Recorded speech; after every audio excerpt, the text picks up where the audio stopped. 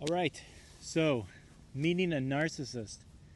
How do you know if the person you're just now meeting, getting to know, is a narcissist? What can you look for? And ultimately, how can you tell? Because the likelihood that someone is a narcissist that you're just meeting is very high. It's like 1 in 4 people is the estimate of the amount of narcissists that are floating around in the world. So the likelihood of you coming into contact with one is extremely high. And there are several signs that will indicate if these people are a narcissist.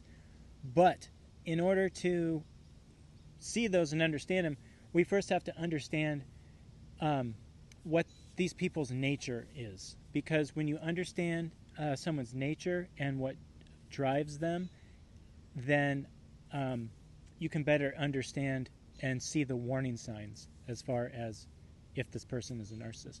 And in case you're wondering, this is not my home. This is the Blythewood Mansion, and this is a state park in New York. So you can come to these places and hang out and walk around. So that'd be cool to live there, but probably not. It's probably takes a lot of time and maintenance. Anyway, built in the 1800s. Revolutionary War, the Livingstons, they pretty much built a lot of these estates in the area where I'm staying. Anyway, just in case you're wondering. Okay, so the narcissist. They are, let's break down, really what their desires are and what they want. So their whole thing is they want energy from people. That's like the root and the base of what they want. And they are opportunists, and they're like hunters. They're like an opportunist hunter that's always open, and they have their radar on, and they're always available to be able to receive and to take and to pounce and to consume. And so you have to keep that in mind, is that unlike you, they are always trying to get something from people, because other people are their main source and their fuel, because they need to consume other people's energy. So if you let's say you come into contact with like a narcissistic girl, and you're wondering, okay, is this person a narcissist? Now, the qualities that these people are attracted to, see, this is another crucial part of their nature, is they are on the material realm. So, they're all they associate with kind of lower level stuff like money and fame and status. It's all about building their ego up and building up the image of themselves. So there's kind of going to be 2 scenarios that play out when you meet a narcissist, and I think it's always going to be this way. Is number 1 is you either fit the build for what they're looking for. You either have money or fame or characteristics like generosity, or you have high vibration and high energy, and they're going to definitely want to pursue you. If you don't have any of that, then most likely they will not want anything to do with you, because they want resources, they want energy, they want status. So, unfortunately, if you are a hard worker and good looking and very energetic, then most likely narcissistic people will be attracted to you, because you will naturally elevate them. And that was my kind of thing when I was meeting narcissistic women. Was I was energetic, and I always worked hard, so I had money, and I was always in bands, so I was kind of famous. And so, narcissistic women and also men are attracted to that. So once you start to see and understand their nature, then you can understand if the individual that you're dealing with is a narcissist. And generally, upon the first encounter, that's where the narcissist will make their mind up if they want to mess around with you. If you don't have the material realm, the material stuff in that realm that they're after, they won't mess with you. You'll be out of their orbit. But if you do, this is where the predatory behavior comes in. So let's say you meet a girl, and you are, you have a job, you have a nice car, you have a home, and you're out one night and you meet this girl, and you meet her at a bar, and so you get, she gets the sense from you. So say, you're attracted to her. She looks good. She's friendly. She has good energy. She's, pretty. She has all the things you like. You're talking to her. She gets the sense that, okay, this guy has. So say maybe you have a nice watch on. You have like a $10,000 watch. Okay, boom. First off, she's going to see that. You have nice clothes. Okay, you bought her some drinks. You're chatting it up. That's when she's going to start doing their information gathering. They're really good at probing people to get the information that they're after. Because if you think from the narcissist's perspective, so say this girl you've met in a bar, her perspective is, so she's hunting, and she knows exactly what she wants to kill. So if you fit that mold and she gets the scent initially, then she's going to start, pulling at those strings and figuring out, okay, is this guy the real deal? And then will I want to continue to invest? She'll be considering investing her time and energy into you because the payoff could be huge. We all know the damage that these people cause. And if you get hooked by them, the payoff for them is huge. So if everything's lining up for her and she knows, like, okay, this guy's the ticket and he has all the characteristics that I want, the highest likelihood of the next play, so her first play will be initial information gathering. So this will be all about your material wealth. Do you own a home? Do you have other kids? Have you been married? Any obstacles that are going to get in her way, she's going to want to figure that out. What's your job? How much money do you make? And she may be wealthy too. So she might use that as a thing to see, is this guy wealthy? Does he have what I need? And so then say that gets established and she figures that out. So the next play is going to be the delusional story of the narcissist. And this is another key part of these people's personalities, is they're master storytellers. And I'll tell you a story about a narcissist lady that I recently met. And I met her through my business, and she's actually one of my customers. And we're kind of friends. I keep her on a very I guess I keep her at distance, at great distance. I'm only able to do this because now I understand narcissism and narcissist behavior. Because if I didn't understand what I know now, she would have had full manipulation and control over me. So I initially met her through my job, and I was contracted to work on her property. She has a big property. And right off the bat, when we met, it was like she already wanted something from me because I have my own business, I have equipment, and I can solve a big problem that she has. She has a big property that needs a lot of cleanup. And so there's instantly something that she wants from me. So that was already established, and I had what she wanted. I had the resources that she needed. So her initial play is the delusional story. I don't really know this person. I just met her. The very first encounter that we meet, she goes right into the story of she's been the victim for most of her life, and she has been subject to, health problems, and she's lived in places with mold, and she's eaten bad food, and she had an ex-husband that was mean to her, and her mom was mean to her. And so they'll tear into this whole saga in this story to manipulate me. So her goal is to manipulate me, to get me to basically work for free or for very little money. That is her goal. She has a dude already, so she's not trying to, love bomb me like in a sexual way. But she's definitely attractive, and she is playing like the kind of flirty sexual card. But it's all to manipulate me. And her sole goal is to work my price down as much as possible. That is her goal. And I have thresholds and how I approach billing with people, because I can tell if a customer is going to, if they can afford the top end of my services, or if they're kind of middle, or if they're on the lower end, and I have a number that I won't go below.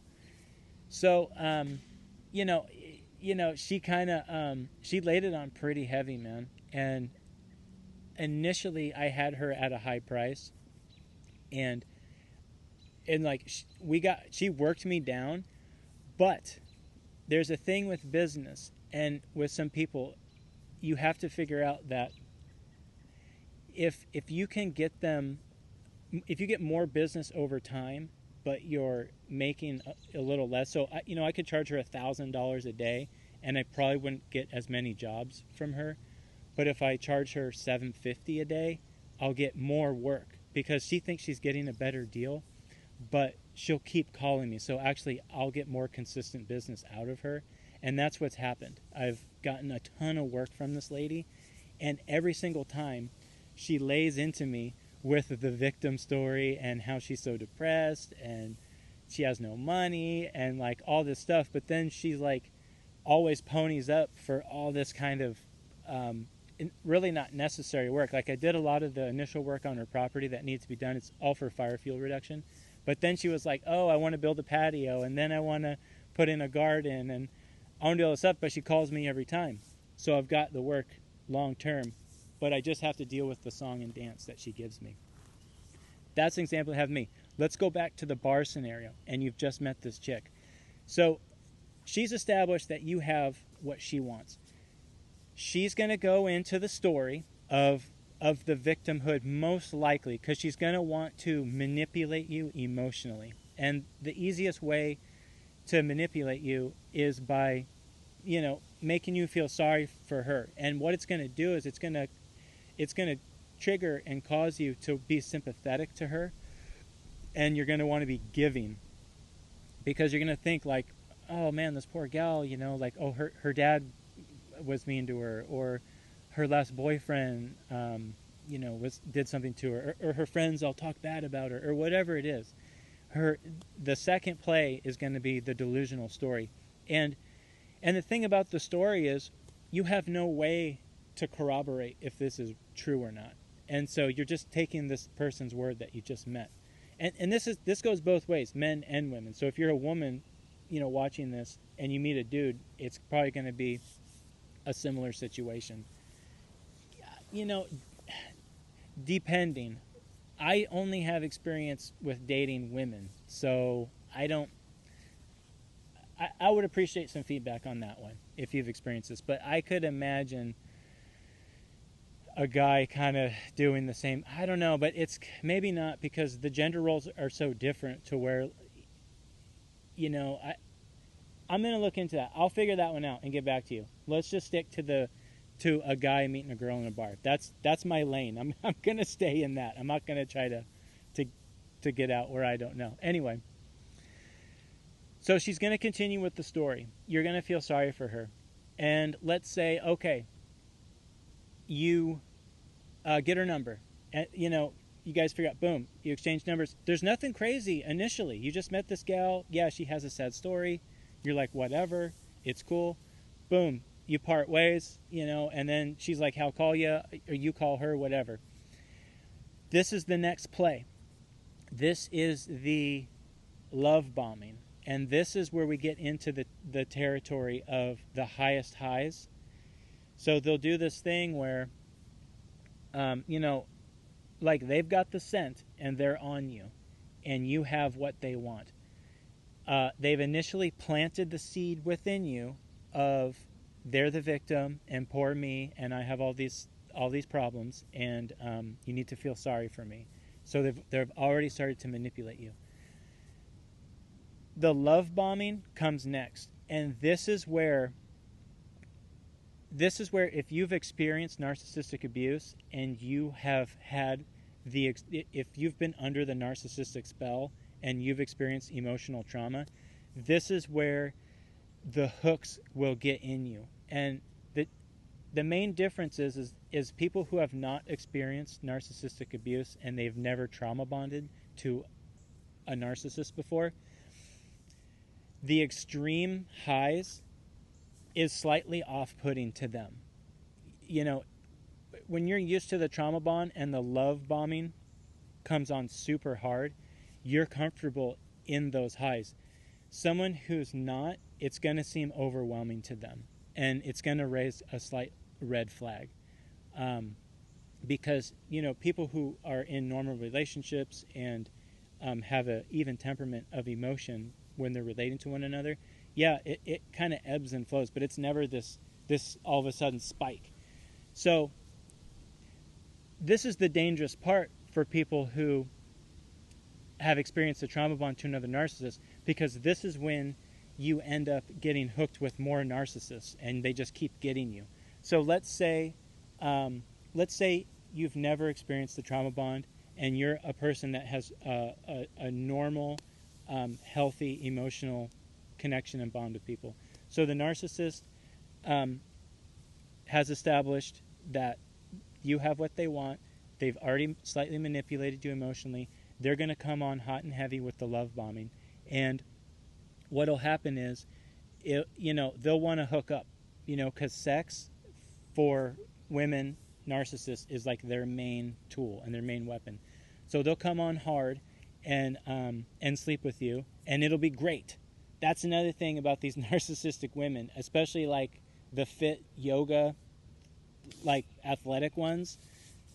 The sex is great, so be prepared for that, okay? And it'll be hot and heavy, and what'll happen is they'll want to get deep too quickly. And when you're a normal person and you understand that relationships take time to build, then it'll be a red flag for you. And most likely you'll be able to see that and understand that, and you'll be like, whoa, this is like way too hot and heavy, way too fast, and it's getting way too deep. And that's a general red flag with these people is they reveal too much and they get emotionally invested too quickly. But on the flip side, if you are someone who's trauma bonded to a narcissist, you're under the narcissistic spell. This narcissistic woman catches the scent. Boom, she comes in hot and heavy, and you start sleeping with her, and she's blowing your mind. And dude, you are done. You're toast. Like, that's it. She has you. It's going to go deep, man. And she's going to start love bombing you. I love you so much. Oh my God, like, I can't believe this. You're so amazing. And the whole time when this is happening, she's very observant of the whole program. She's going to be like coming to your house, sussing you out. Like, was this guy full of shit when he was telling me that he owns a home, he doesn't have any kids, he's got a nice scene, and she's going to be sussing that out.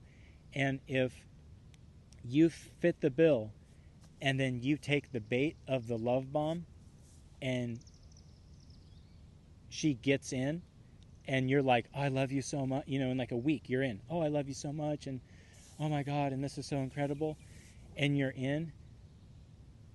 The next play is the boom, they pull it back. And so what happens is if you're a normal dude and you're experiencing this, the love bombing and the deep, like, getting so close instantly, that throws you off and you pull back, and they only come harder, and you're like, I'm good, and it fades because they just come harder. If you under the spell and they know it, this is when, so you got the high and everything's great and you're hooking up and like, dude, this chick is blowing your mind.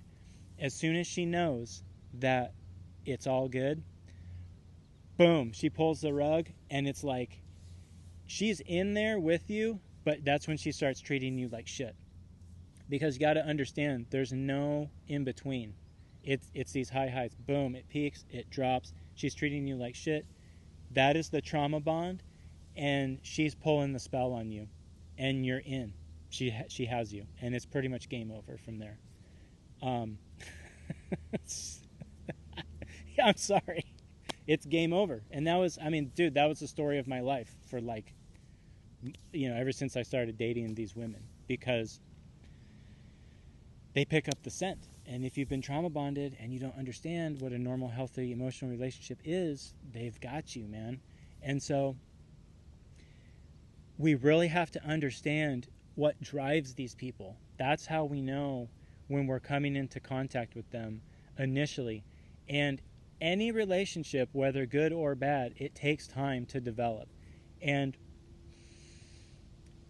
if you're keen and aware on the very first encounter with these narcissists, if it all depends on what they already know about you. So like this woman that I mentioned, she already knew that I could solve a big problem for her. So that was already established. So she went right to the delusional story. You know, that's like step 2. Because step 1 is information gathering. She already had all the information. So our first initial encounter was she had to do the delusional story, and she had to make me feel bad about her in order to squeeze me so she wouldn't have to pay so much money. And, you know, these are the cues and the triggers that you have to be aware of. And it's not until you become aware and you understand the truth and you can objectively go into these situations looking for the red flags. Because otherwise they'll just pass right by you and you'll just be like, oh, that poor lady. And like, oh yeah, like people were mean to her. Like, I should give her a good deal. Like, no, dude, she just fully manipulated you. And, you know, the big thing to understand with these people is they're always on. So, like you and I, I'm not always on. My energy is not always out. I'm not outwardly trying to get things from people. You know, my energy is in. So you just have to keep that in mind because they're hunting and really, you know, you're just gonna have to look for the red flags. That's the biggest thing. And the weakness with these people is it's the patterns. And the pattern that I just described with the information, because they're on the material realm. You know, they just want the glamour, they want the money, that's they want the energy. It's always going to be the same, man. It's going to be, boom, they're trying to get the information. Next comes the delusional story. Next comes the love bomb, the high highs. They hook you. After the love bomb, boom, it's the fucking low lows. And that's the trauma, and that is the spell. And that's where they get you. And then once it's to progress to that part and they've made those moves on you, it's just going to repeat, and the cycle repeats. And if you don't watch out, dude, especially if it's a chick, she's going to get pregnant, and then you're fucking toast. Like, that's my dad. That's exactly what happened to him. I actually just described exactly what happened to him, how he got with my mom. And dude, she got pregnant like fucking instantly. And it was me. And I'm here telling you about this now. You know, that's kind of blows your mind. But she did the exact same program to him, and he was, you know, from a narcissistically abusive family environment, trauma bonded right to her. And what's interesting, man, is once she had him, she just fucking hammered him, treating him like shit. You know, and then you'll get a little taste of the good. You know, they'll, you know, it'll be good, but nah, it's mostly hammer, and then they have you, and then fast forward 50 years. Yeah, 50 years, and you're just this shell of a man, and you just, you know, you're just like, fuck it, man. I mean, this really sad story about my dad. He got like a tumor here on his eye, like behind his eye, and he comes out and he's telling me, and he's like, I got this tumor on my eye, and you know, they're gonna have to cut into it and operate. And I was like, oh fuck, dude, like, damn, that's like are you gonna be okay? And he's like, oh, I don't know, it's just like this tumor, I'm just gonna like cut into it and operate on it, and you know, whatever. And I'm thinking, like, dude, he doesn't even care. Like if this kills him, like, I could tell he was indifferent. And that's the tragedy in that, is like a good person like that is indifferent if they're gonna fucking die from cancer. That's what these people will do to you. 50 years of that. So, you know, we got to be careful. 1 in 4 people are narcissists. Yeah, man, like they're out there. Just the likelihood that you're going to come into contact with one. But the weaknesses we know. It's their patterns, and they run the same old bullshit over and over again. So they're easy to spot once you know. And, you know, like with this lady that I met, you know, I knew exactly what to look for. And what was interesting is right after I met her, I told her about the encounter with my wife, because my wife is a seer. Like, she sees through these people like you wouldn't believe. And she's like, oh, total narc. And she was like, oh, was she hot? And I was like, yeah, she's hot. And she's like, oh, was she like... Another thing is, like, they'll stand in your space. You know, they'll get close to you. Yeah, she's like close talking me. And she's like, damn, man. Like, what she... And then my wife is like, oh, did she get you to get your price down? And I was like, yeah. She got me to lower the price. She's like, man, she got you. I was like, no, it's all good, because I've gotten like 2 years of work out of that gal, so it's fine. I can justify it. But you know, be careful, because it will tank you if you're not aware, and they'll get your hooks into you. And you know, if you're a woman and you're watching this, please give me some insight, because I know the male-female dynamic is going to be different. I don't know what the men do to women as far as, you know, like their narcissistic plays. If it's that kind of victim situation, I don't know, or if they do the love bombing, or if they're instantly like treating you bad. I don't know, but please give me some insight into that, because I would love to know your experience with that, so we can all figure this whole mess out. Anyway, I'm gonna shake a leg. Yeah, it like poured rain here, and they it was a state of emergency, and everything shut down. And so in New York, it's pouring rain and everything's flooding, and you can't drive anywhere. It's state of emergency. Where I'm from in Oregon, the entire state is on fire, and it's the record fire year of the whole state's history. So it's like these extremes, man. It's narcissistic weather. I can't believe it. Anyway, I appreciate your time, and please, if you're a gal, let me know. I want to know what the narcissistic men do. That would be extremely valuable. Anyway, thank you, and have a good rest of your day.